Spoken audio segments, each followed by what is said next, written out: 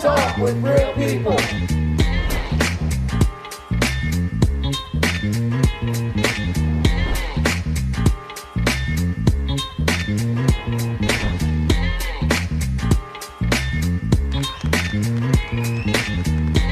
Funny Talk with real people. We are live. What's going on? What's going on? And welcome to Funny Talk with Real People. I'm your host, Amy, and Mr. Inappropriate. Mika, she's so fly. Missy Monroe. Tiger Escobar. And we got a guest in the house, good friend of mine. And you know what? I'm gonna let you go ahead and give your own accolades. But this is YAHYA McClain. What's up, y'all? This is YAHYA McClain, two-time world champion boxer. What weight class? Cruiserweight. Cruiserweight. Is that Can you like explain to me what that means? I don't really know what these That's weights. in between light heavyweight and heavyweight. So when I was fighting, it went from 176 to 190. Now it goes from 176 to 200. Okay. Wow. Is there a height requirement on that? Mm-hmm. Now, Well, I advise you not to be Be short. short. Not okay. We have a very, very, very, very interesting topic today. We are discussing YAHYA's documentary, Casualties of War. Women and the regime. Women in the Regime. I did put this on my personal Facebook. I put the link for everyone to view his trailer. If you have the opportunity, go to Mika She So Fly's Facebook and you can see the trailer. But we're going to get into this and we're going to talk about this, okay? Yes, it is, Lily. It is. She has to say, YAHYA. What's up, Lily? You know, it's interesting. You have had a very vivid, colorful career and life. And, you know, I've been honored to be able to be your friend for a while and see you go through the transformations. But let's just start with your origin. Like, you and me From both. Africa. You from Africa. this nigga just said he from Africa. I think for the sake of Africa. time, I want to hear you tell us about your documentary. Okay, my documentary is called Casualties of War. The reason it's called Casualties of War, and war is an acronym for women and the regime, is because 85% of the time, in the case of divorce or separation with a child involved, it's the woman that runs to the court that creates this custody battle or child support. And what it is doing is generating funds for the government. It's turned it into a $50 billion a year industry. And of course, my ex-wife is the one that, you know, opened my eyes to this. And as I started, my last one, the fourth one. The fourth one? The fourth one, She's yeah. the fourth one. You don't want to say her name? No. Let's just leave it. Yeah, I don't know. But he probably be in court again. Like you slandered my name. But so, you know, and once the divorce started and, you know, the court process and everything was going their way, I'm like, hold up. So I started reaching out, and I started reaching out to different groups on Facebook, and I started learning that this was quite a ubiquitous problem in America. So quite naturally, being a filmmaker, I decided to write a movie about it. So I wrote a feature film about it. But as I was writing this film, I was being introduced to more and more people that was going through this problem. So then I said, you know what, this is far too serious of a problem to do a film that's just going to be from my point of view. Right. So I decided to do a documentary. So at that point, I've been traveling the country for the last 1.5 to 2 years, interviewing people from all over the country, black, whites, women, girls, boys, babies, kids, you know, to get every perspective on this. From prisoners that have gone to prison that swear that they wouldn't be in prison if they had their fathers in their lives, to mothers. This woman was raised by her mother, and she watched her mother alienate the father, and she vowed to grow up and to go to school. That was going to be a question. Yeah, and she's a lawyer now, and she has a law firm that does pro bono work for men only. Wow. So that was going to be one of my questions in your, yes, that's awesome. Your research and work and passion about it. So my question when you were talking while you were interviewing is, do you find it to be generational? Like you said, like I watched my mother, she watched her mother alienate her from her father, or, you know, whatever the case may be in these stories. Did you find a lot like that they, pass that along to their generation? A lot of times, yes, but in some cases they grow up and like Melissa Isaac of the Isaac Law Firm, they grow up and completely 100% are against it and want to do something about it. Now, when you just were saying that there, and I did watch the trailer myself, and there were a couple men on that trailer that said that the reason why they were institutionalized is because they did not have a father. Now, I don't necessarily agree with that. I don't agree with a person's acts after being an adult is still going to be a responsibility of their parent. I think that once we reach a certain age, we are held accountable for our own actions. But do you agree with that? Yes and no, because once you become an adult doesn't make you automatically stronger and forgotten about all the things that you suffered growing up. And a lot of times when these kids or youths grow up without a man in their home or without a woman in their home, there's things that they're going to suffer from in one way or another. And a lot of times when children grow up without their father, especially up north, they take to the streets.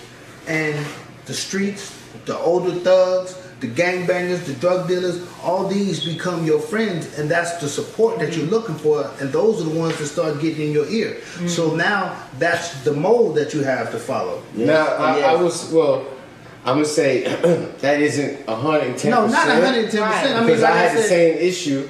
I grew up without a dad. I grew up in a household of women that went through abuse and all these other things, and I decided for myself, but I stuck my toe in the water, but then I decided for myself I wanted something better and something different. Right. So alongside my bad decisions and poor judgment, I tried to sway myself in a direction that would attach me to more prominent people, more people that would give me a better insight in life. I mean, nothing is 100%. Right. You know what I'm saying? But you have to go with numbers. Numbers don't lie. Numbers don't lie. And statistics show that 90% of youths in prison were raised by single moms. 85% of rapists were raised by single moms. I mean, I could go all day for you with these stats. And you can't deny the stats. I mean, it's facts. Yeah, and to speak on the age thing, you're accountable by, a certain age, like, to an extent, I agree with that as well, except if at a younger age, you're already set forward in that pattern of, misbehaving or acting out, you know what I'm saying?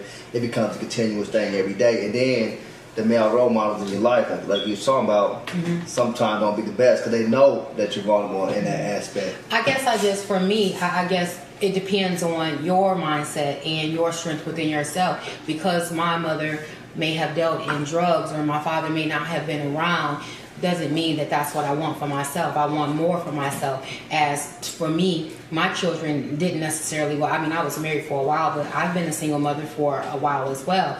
But I install in my children a different type of life. Like I allow certain things and certain things I don't allow. And I'm not saying that they won't turn out to do something, because at the end of the day, they still are in control of their life. So that's why I was wondering, at what point do I say that this is still their father's fault for not being there, or this is their fault because this is the choices that they chose? Wait a minute. We never said that it was the father's fault for not being there. A lot of times, the father is not allowed to be there. There's way more fathers out there that want to be in the father's life than fathers that don't. Okay, well, I was speaking for myself, because I don't hold my children father from their children. They chose to not be an active part of their life. That's why I said, for me, is it their fault or is it the fault that the father wasn't around? All right, so let me draw this picture for you. So they say when you're at distance, out of sight, out of mind, when you're out of connection with somebody, it's easier to not be connected to them than it becomes a purpose. Like you purposely, even if like your baby mama lives in Miami and you live in North Carolina, but you're purposely making the phone calls, trying to visit, doing the video chat like we can do now, or things of that nature. Or is I'm going on with my life, they're going on with theirs, and it becomes easier to be a part That's a sorry parent. That's a sorry who would just parent. say it's easier to be apart from their child. Yeah. You were a part of creating that child, so I don't really care what the situation is, unless, like we're saying, the mother or the father is keeping that Right, they're non-custodial keeping parent it away. But if you're just straight up sorry and the woman has no concern about you paying or seeing your child and you're just not coming, there's sorry. no excuse for that. You're just sorry. I don't know. But for the women that are keeping their fathers away from their children, regardless of what the reason is, there is no valid reason. Because there are some men. There is no valid reason for anyone denying their ability to see the their child is innocent, Yes. and the child doesn't know anything about child support. The child doesn't know anything about your relationship and why Well, you it have to worked. remember this, okay? They A should lot know of times, about the shit, why should. they- a lot of times, it stems from a bad breakup. Yeah. Right. Most Okay. times. Yeah. Then there's a lot of bitterness involved, and the bitterness, most of the time, is the Wins. woman. Well, but let me speak on something. Most of the time, yes. But I happen to have been a victim of pettiness because when I got divorced after 17 or 18 years, because the person was not leave me alone, was not a That's what it provider. I just, because the person was not a provider, we ended up getting divorced. And after I got divorced, the person told me, well, I'm just flat out not going to help you. I'm going to let you see how The this men is do going be on." bitter. Really? The men are, some There men are are some very petty bitter. men. Yes. Well, like I said, it majority are goes Some both ways. petty ass Right. bitches. Some It goes. petty ass It mentions. definitely Yeah. goes both ways. But like I said, 85% of the time, it's the It's woman. women. I mean, we 50% of the definitely time. hear the number of 85%. I definitely agree with you, 85%. and we're not arguing that point. I'm just simply saying that at the end of the day, there was no just cause for either parent to keep the child away. But see, and the there's thing no, is this: it's so much more than just either parent making that decision, because once they get involved in the system, the system starts seeing that they don't like each other. We can really make some money here. We're gonna keep this thing going. When you and said so the they But the feed system in. never says keep the child away. But I want to ask you the this. system only dictates the money. And that's it, really. The visitation, no, absolutely not true. they Absolutely can't not true. This No. is what I'm saying. I want to understand what you mean by the system, like not just simply getting a divorce. I Yeah, mean, simply getting a divorce. but because the system, they ain't helped me. They Right, haven't that's done why I don't anything for- understand that. You have to be egging the system on. So is the I mean, system No, different in listen to different me. areas? Yeah. Listen, oh, absolutely, it's very Okay, different. what area are you talking about? But Georgia? in all of the areas, there's a thing called Title 4D of the Social Security Act.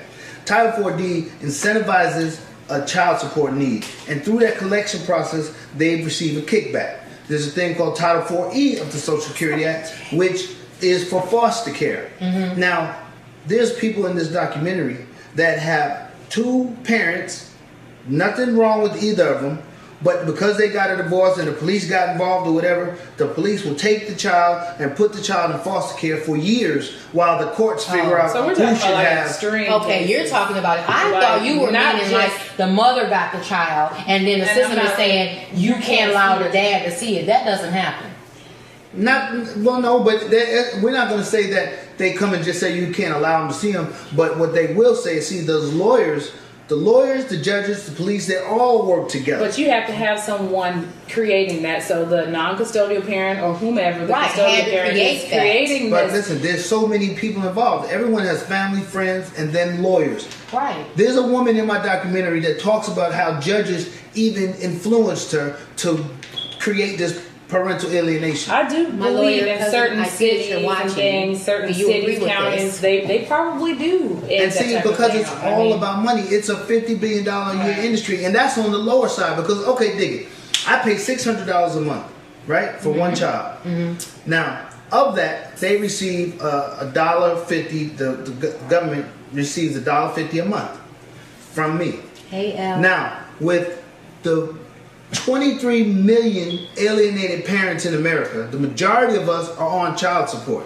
So if you got 23 million people paying $1.50 a month in processing fees, talk to me. Right. Tell me about it. Yeah. There it is. Now, I'm not agreeing with you. I do believe that it is a That's a business. business. Child support is a business. And hands that's down. the reason I that it doesn't understand that. matter what the parents want. A lot of times, the government has their own goal Probably and purpose, certain places, and they gonna yeah. make this happen. They will create a problem when it ain't no problem. That's why you have to keep the stuff out of the system. Okay, so that's what I was about to say. The reason why it even gets into the system in the first place is because Somebody is allows not it to doing go what they're to the supposed system, to do. which means that someone is not doing their business, which means either the woman is bitter or she's not doing her business, Or either- the man is bitter and he's not doing his business. But in some cases, it doesn't even have to necessarily be bitterness It's about the something. relationship. It's about freaking G motherfucking P. That's General what I'm saying. principle. Period. This is your child. When This I is my say child. You need to get your ass out here and Exactly. help. Period. I'm over here working, taking care of people. You need to do the same thing. And I will say that because I have heard so many women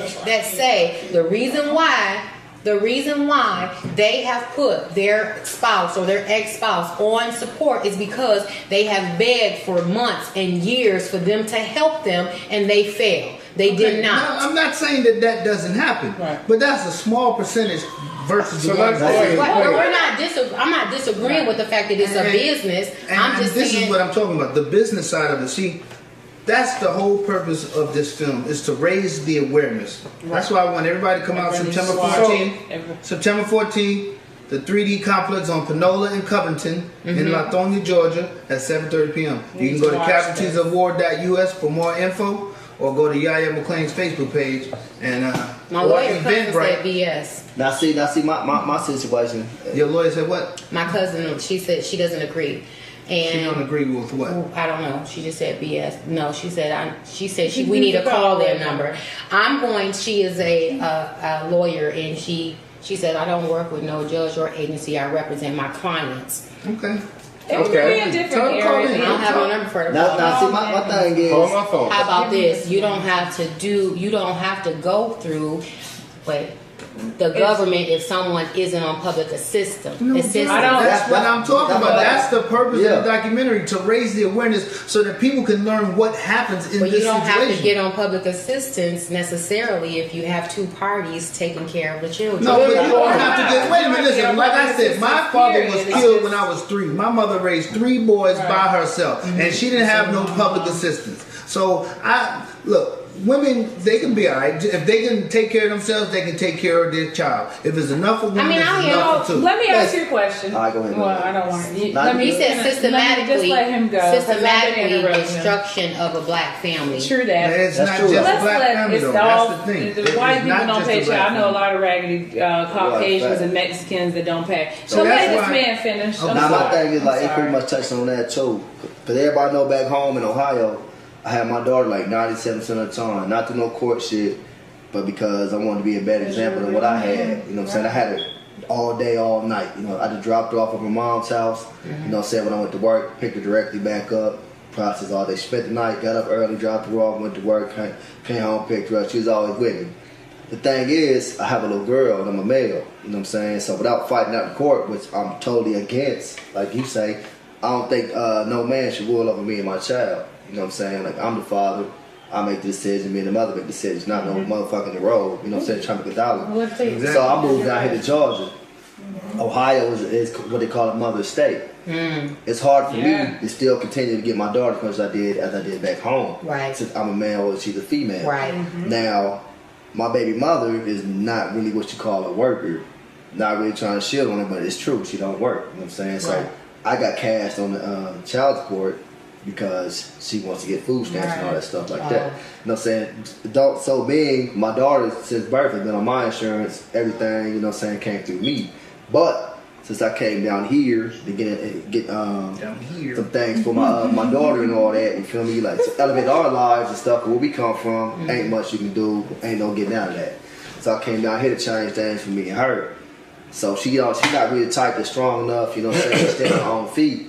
So anything she can do to get through life, she gonna do. So with that being said, they put me on child support, you know what I'm saying? So that's how I got on child support. Because she don't work. She don't want to work. He said this So, is the you know what I'm saying? 1964's Women's Act. What does that mean? Okay, so the Women's Act came about in 1960, Okay. and that was the Women Protection Act. The Women Protection Act is kind of what started this whole thing, because that was when a woman had to have, and you couldn't get public assistance without having a man in the home. So the man could not be there. right, you couldn't. That's what I'm saying. Right, that was the split up of the black family right Yeah, there. hell yeah, it was.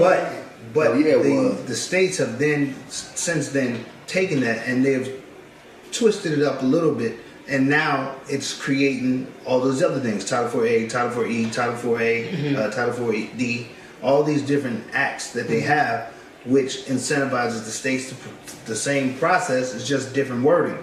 So now they're going on to putting your child in foster care, the child support, and then the collection process is funneling billions of dollars into the government. So she just made a valid point. She said that child support is for the benefit of the child, and she said if all can act like adults, Yeah, then we the said state that, would have like, no interest. listen, Or she needs take to your watch ass- the take your film ass to because work.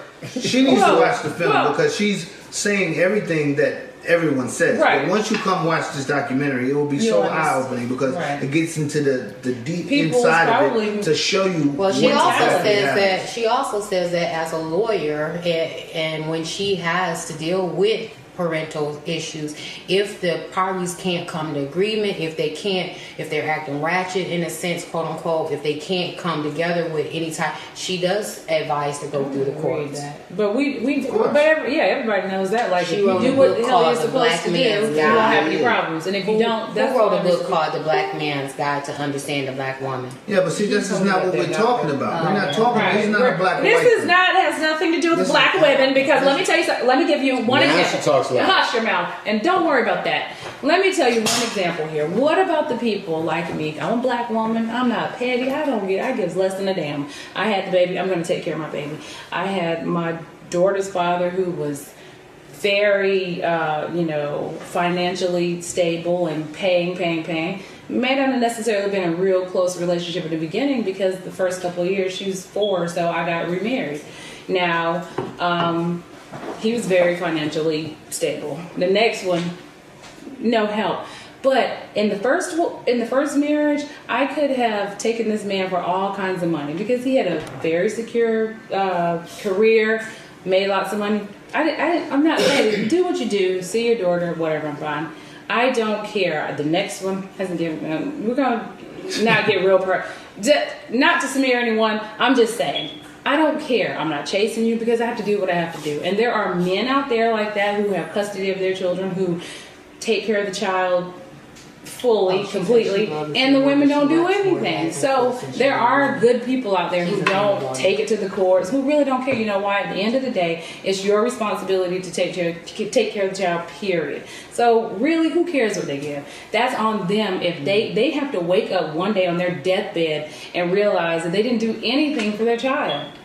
I myself, definitely, I do reach out to my ex-husband sometimes for some financial assistance, but at the end of the day, I don't give a rat's ass about his money. I'm more concerned about his efforts to be around and to talk to his children. That's just how I am. I know that some women out here are more bitter and more in their own mindset of what they want and what they want in life for themselves or about the children, or they just want some help. Some women are not bitter, they just can't do it and they just want some help. I myself, I work 2-3 jobs and do what I got to do to take care of my children, because at the end of the day, those children came out of my womb and the Lord said that I have to take care of them.